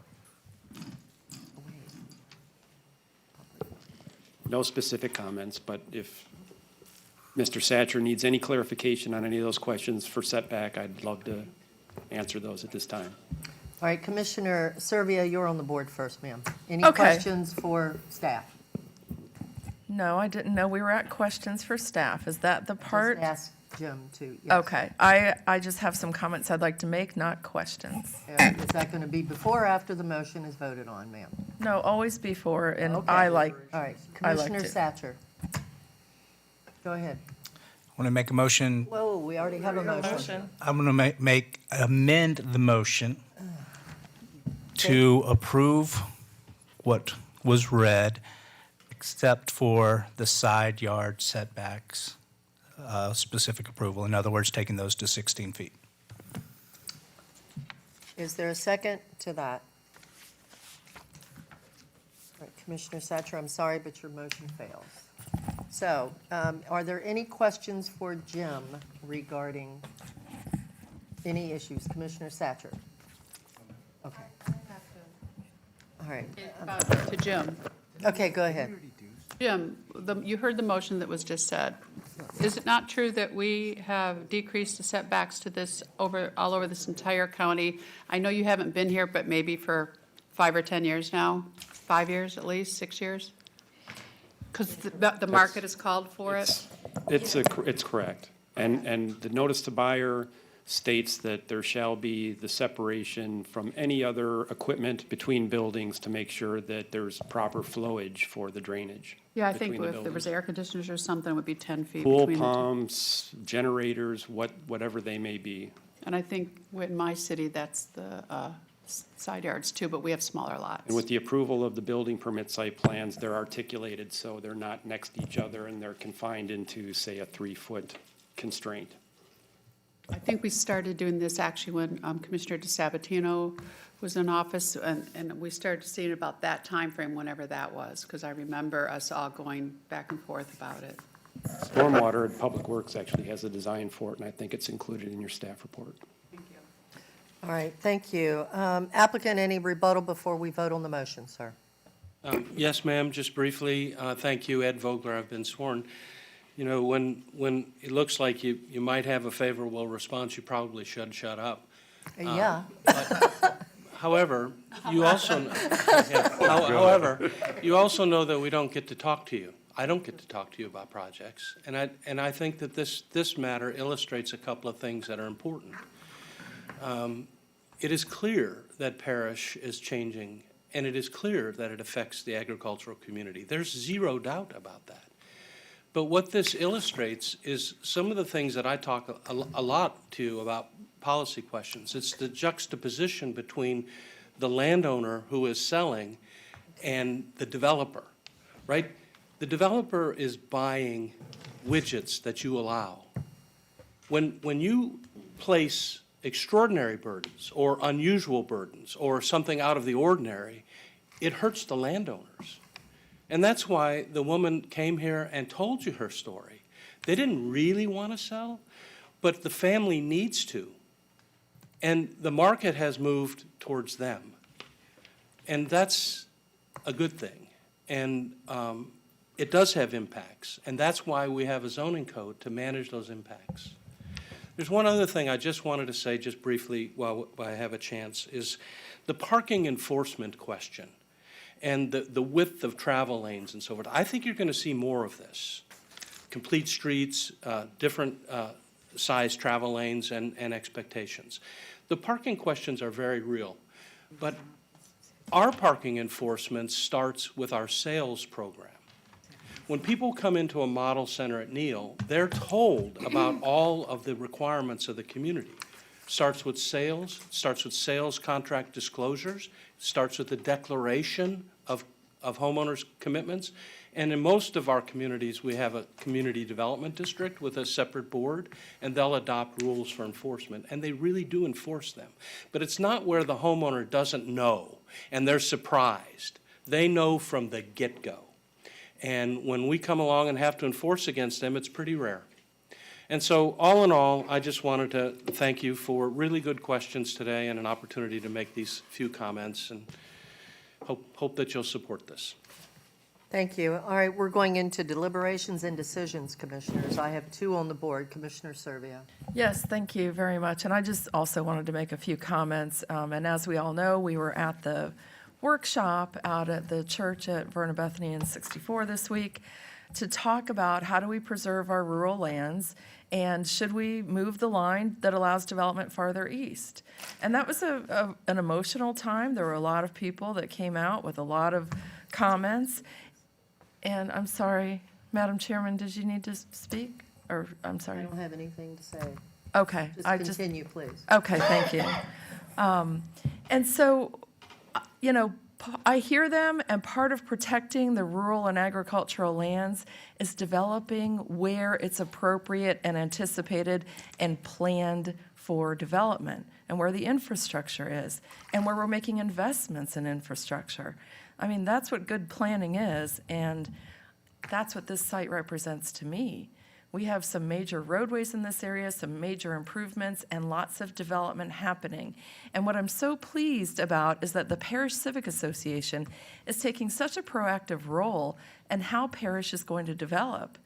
And so they are guiding the development that's happening out there. This project's consistent with the comprehensive plan. I always look at the strong communities stuff that we have in the comp plan because I think it's very good. And the Neal projects and a lot of other projects look to that too, I know, because they meet those standards. And that's what makes the community good with that type of development. As for the Hill family, I think Mr. Vogler's comments were really good because they didn't want to sell their property. They were an agricultural family, but things have changed. And so they're entitled to their family receiving the benefit of that land. And now seems to be the time for that. And then as for Mrs. Gray, I would encourage you, if you're not already involved with the Parish Civic Association, please get involved with them. They're doing great work to make sure that Parish is a very special place. I will be supporting this motion for approval. Thank you. Commissioner Cruz. Yeah, I'll be quick so we can be done. I agree with Commissioner Surrey. We just had this conversation about where this development needs to be, and one of the arguments people made about why we shouldn't go east of the line was all the acreage we have west of the line. Well, if we're not allowed to build on the acreage west of the line, then that defeats that original argument. This is ag today, but its future land use is you have 3, which allows for 3 units per acre. This isn't an upzone request. This isn't looking for R6 or R9 or R20 or build multifamily. It's single-family homes next to single-family homes in their zoning that they're already afforded and have been afforded for quite some time. So this is just the progression that we're seeing right now with these homes next to other homes. And if the argument is, why are all the homes the same? Well, because people are buying all those homes the same. People want those homes the same. Why are half the cars you drive past an F-150 out on the road? You know, why don't we have an equal number of Mini Coopers and other things? It's because people want F-150s. You build what people want. That's how the market works. And when people stop wanting these homes, they'll build something else. And they've done it in the past. That's why you have villas starting to pop up. So I get it with the infrastructure. I do. But, you know, we're doing what we can to start catching that up. You know, you can look to the past where I believe infrastructure was sorely overlooked and lacking, and we weren't putting the proper effort into building out the infrastructure ahead. But that is not Neal Community's responsibility. That is not the citizens' responsibility. That is this collective board, and more to the point, previous boards' responsibility to provide adequate infrastructure. We knew this was UF3 zoned. We've known it for decades. Why didn't we widen, golf course in Spencer Parish back in the day? It's unfortunate, but that's the fact. So, I fully support this. It's being built where it's supposed to be built. It's getting us the homes where we need to get the homes. And if people care about our actual rural land east of the line, then these are the kind of projects we need to support to get the housing where we need it to people with product that they can afford and want to move into. So I'm fully supportive of this. All right, I don't see any other commissioners on the board. Madam Clerk, you have I don't expect you to read it all, but you do have the motion, correct? Okay. All in favor of the motion, it was made by Commissioner Van Ostenbridge, second by Commissioner Whitmore. All in favor, say aye. Aye. All opposed, nay. Nay. It's approved, Madam Clerk, 6-1 with Commissioner Satcher being opposed. All right, thank you. All right, well, that is the last quasi or text item that we have. So we're going to go into, Madam Attorney, do you have any comments you want to make? No, Madam Chair. All right, well, he's not here. Commissioner comments. We'll start with Commissioner Whitmore. Just an update, I chair the Transportation Disadvantage Local Coordinating Board, and just so you know, from April till June, we have a shortage of transit drivers, as you all know. These are the ADA citizens and also ones that have special needs that have to be picked up at their homes. They don't go to the regular bus stops. So from April till June, we had 4,650 dialysis trips. Same time frame, 2,813 medical trips, which means to doctors. A total of everything else, because if you are ADA, you are allowed to be taken to the store and other things, believe it or not, and to beauty parlor, stuff like that. We did 17,690 trips from April till June, which is a lot. And we're not even at what we were before COVID. So we have a couple trucks out because we don't have the drivers. Same with the main transit system, as you probably all know. So I just wanted to give you an update on that, because those numbers were pretty high.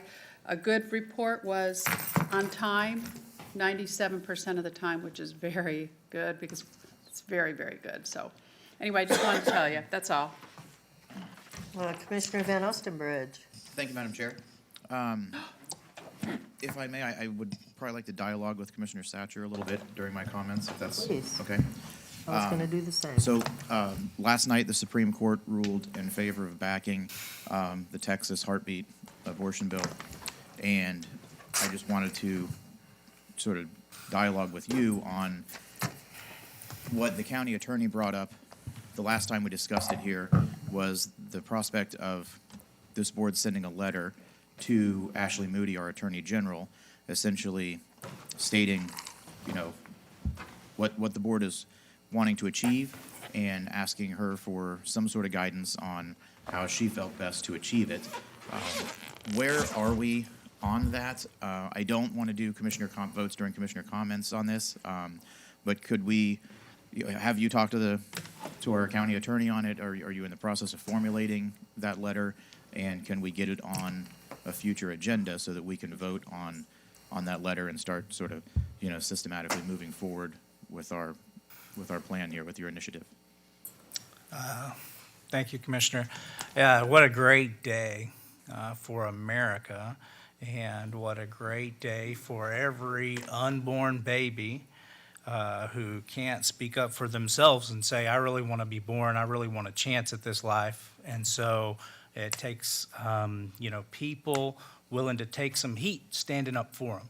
And so I do appreciate the 5 justices that voted that way yesterday, and did not hear the objections of Planned Parenthood and ACLU. So thank you for bringing it up. I was going to let the day go without it. As far as with the Attorney General, not because it wouldn't come up eventually, but as far as with the Attorney General, my initial thought was that I was going to try to reach out to her or her office verbally, so that we had a sense before we went too far in one direction. We had a sense where we should go officially. And actually, when I read the story last night, I remembered something. When the Attorney General, when Ashley Moody was a candidate, she came to Mixon Fruit Farms and spoke. And I asked her, I was not a commissioner, and I asked from the crowd, I said, there's a lot of attorney generals that when a pro-life matter is passed by a governing body, that their support of that measure is lackluster. It's just, they don't really try. And I said, as Attorney General for the state of Florida, will you, vehemently and with all the power of your office, will you protect pro-life measures? And she said, I will stand behind those going forward. Now it's been a few years, so I don't have it word for word, but she said yes. And not only did she say yes, but she came up to me right after she spoke and was like, my name's, she's very bold, and she wasn't backing down from that issue. So I don't have, that's kind of where I'm at. I spoke to Senator Bill Galvano, and he was also going to talk to her about it, but he asked for me to give the specific ordinance that I had proposed, which I don't have don't have it written yet. Sure. But I think that we are definitely at a spot where the state of Florida has been passed up officially by Texas at this point, in one of the most important matters of our time, of our day. And at the very least, I think that Manatee County can step up on this. So I'm in favor of, either going to her or, in all honesty, we should probably just go ahead and pass it. I really did like the county attorney's idea to reach out to her and not necessarily give her a specific ordinance, but if we could lay out in a letter what it is we hope to achieve, and then ask her for guidance on that. That's what I was hoping. I don't know if the rest of the board wants to weigh in, of course, but that was what I was thinking, is we just lay out to her, here's what we hope to achieve, can you lay out a path for us? I can definitely speak with the county attorney about that. She has kind of a specific way through the website that normally you would give the specific legal. Right. So we would be proposing things. And I think that if we're too general, she might say, you're going to have to give me something to make a determination on. But I can definitely speak with him and move forward on that. Hopefully Attorney Clegg can provide guidance on, how to craft the letter. Right. But yeah, and I know that counties, it's common for counties to reach out to the or to the Attorney General's office for guidance on things like this. So I'm in favor of that. I just want to get it on an agenda and sort of start moving forward with it. Yep, let's get it done. I agree. Okay. Thank you, Madam Chair. I'm on the board with the same issue. For me, I think it's fair to say that if this board votes in favor of this, that, of course, it's going to be some lawsuits that come forward and so forth. We know that, of course. It goes without saying. However, I think that's all the more reason to get a memorandum from the Attorney General on this item. So I think, if anything, I think you're right. I think Texas helps our, us looking at, I'll just put it that way, us looking at this item, I think Texas really puts us in a better position. But to wait and make sure that we have something from the Attorney General so that we can also use that in the future if need be is very helpful. So I would recommend that as well. Commissioner Van Ostenbridge, did you have anything else, sir? No, Madam Chair, thank you. Okay, Commissioner Bellamy. No, Madam Chair. Commissioner Cruz. Nope. All right. Commissioner Servia.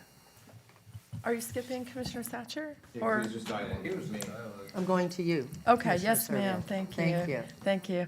I just want to use this time to thank the staff, Dr. Hopes and Charlie Bishop and John Barnott and Rosina and the Wenzels, and I don't want to leave anyone off, but the workshop that was held this week at the church was excellent. It was, METV, I know, spent a day at least, or a day and a half setting up. Thank you, METV.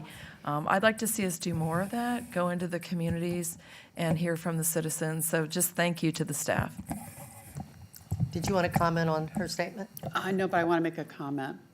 Okay, but it's not in what she just said. On what she just Can I said. go to Commissioner Yeah, Thatcher yeah, next? I don't care. Commissioner Thatcher. Thank you, Madam Chair. I just wanted to point out that there has been a real shift in, I believe, in some ways it's technology driven. We can see the baby in the womb.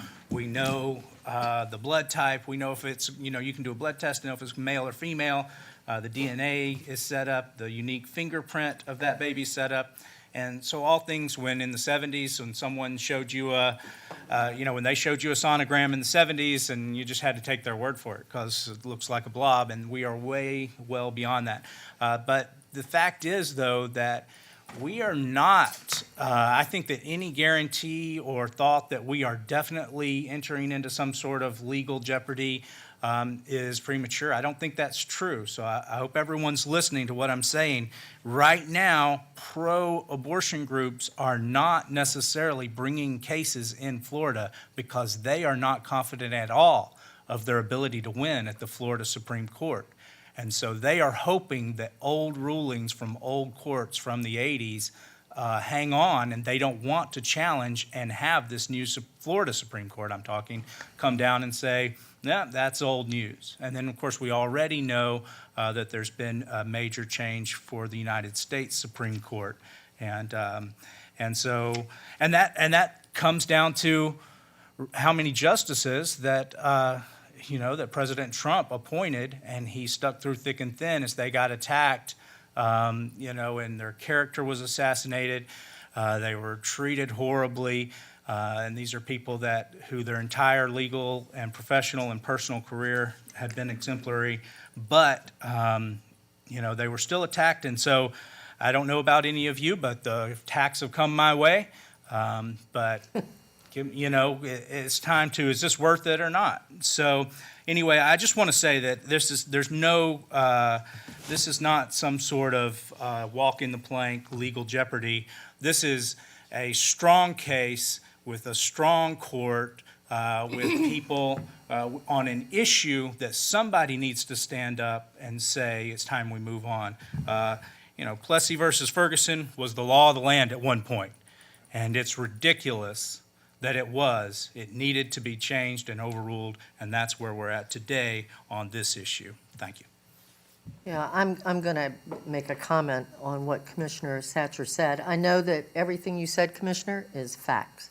I do know that they're a little hesitant on filing anything in Florida because they don't feel real confident about winning that case. I understand that. But I also know from being on this board that it's very important that you look at the legal aspects of it so that you are prepared. Because even though they might not know they're going to win, you can rest assured just from what you've seen so far that we've all been involved in, they voted to have the attorney look at it. You know, bottom line is they're going to come after you with everything they've got. Been there, done that. I've experienced it already. What the heck? What's one more time? At any rate, you know, it's always best to look and make sure of the legal system as much as you possibly can. Then you just got to vote with what you truly believe is correct. And that's what I think we'll end up doing. Anything else, sir? No, ma'am, thank you. You're welcome. All right, did I get everybody? No. Commissioner Whitmore, you have a comment. Yeah, when we had the thing for Karen the other day, you know, James was very nice to help.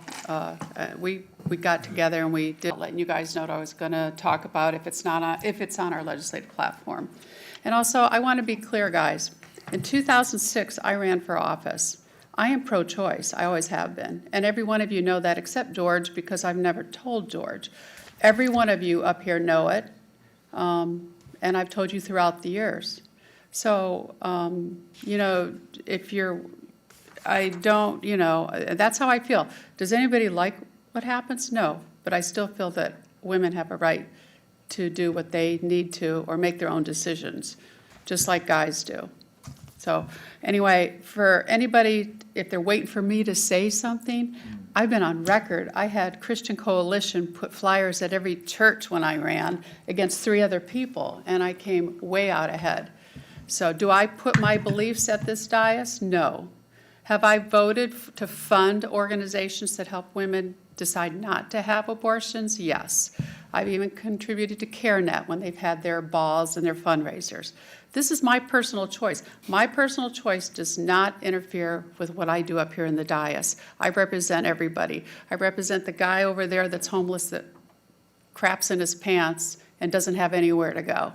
I represent him, and I represent the richest people in Manatee County. So, you know, I keep an open mind, but I don't push my beliefs on other people. But if you all were waiting for me to make it public, I made it public in 2006, and I've been very successful. I don't push what I believe in on other people. Hey, if they get pregnant and they want to keep their baby, I will do everything I can to help, and I always have. I've given money to people to help them. So to say that, you know, so now you all know where I stand. And I was surprised that nobody said anything, not saying you. I'm not, because I've been saying this for years. And actually, it was on one of my campaigns, if anybody researched it. So that's it, and that's all I'm going to say about it. I'm not going to bring it up again. This is not going to be a pissy match. All right, well, I'm going to respond to No, your I'm still comment. talking. I still have the floor. Oh, Commissioner Whitmore, I apologize. Please continue. Madam Chair, I wish you just quit being so rude to me and other commissioners up here, please, in all due respect. Would you like to continue, please? Yes, please quit being interrupting and being so condescending. Yes, ma'am.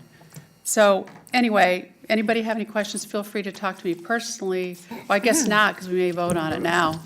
Yeah, whoever thought this would come before us? In my 14 years up here, it's never come before us. Never had to vote on anything except funding focus. And that was a pass-through for money. That was it. So, anyway, that's how I feel. Okay, I'm going to respond to your question about Tallahassee. It has nothing to do with the county while I was there. Oh, okay. That's all I care about. None. If it did, I would have said something, but it did not. It's personal. There are campaigns coming up in '22, and I hope to be very involved. And also, Commissioner Whitmore, I don't know that anyone up here was trying to get you to do anything. I think we're all talking about what Commissioner Satcher is trying to do. So if you took that personally, I apologize. I don't know where it came from on your part, but I don't think anybody was wondering anything about you. And I don't think it had anything to do with anything along that line. And Commissioner Bellamy, did you have something to let me add? just respond. Commissioner Satcher knows how I feel. Him and I have talked about this issue before, and I told him personally, I respect, and he totally is on a mission for this, and I respect for him for that. I've told you that, haven't I, Commissioner Satcher? And he knows how I felt. So I just wanted you all to know that we have talked about this, because whoever knew that this would come up. So anyway, that's all. Well, I just didn't want you to take it personally. I don't have anybody else on the board. Is there anyone else? Commissioner Bellamy? Sorry, you're still not on there. Try again. Just raise your hand. Still not on there. He wasn't. I'm still not on there. Go ahead. My position about the abortion, it hasn't changed. I just want to make a statement because I was not available for Karen Stewart's farewell. I had a doctor's appointment. I let everybody know. Karen, if you listen, I don't know why you would be if you've left this, but if you are, Probably ran away. if you're listening, I wish you the best of luck, but I just didn't like the way I was not available at that time, so I wanted to make sure it was clear. It was nothing against Karen. It was nothing against nobody. I thought it was a great gesture, and I appreciate whoever it was you, was it Commissioner Satcher? Whoever it was, somebody brought pizza. I always try to get free pizza as much as I can. But I just want to make sure it's clear that I had a doctor's appointment. That's why I wasn't available, because she was so deserving based on her stepping in and filling the gap when we were going through those transitions that we went through. And I've always told her I appreciated her, so I just want to make sure that's clear. All right, well, not seeing anyone else. You're still not on the board. You want to try again? Messing with you. It's not working for you, so you know. It's a lot not working for me right now. Okay. This meeting is adjourned.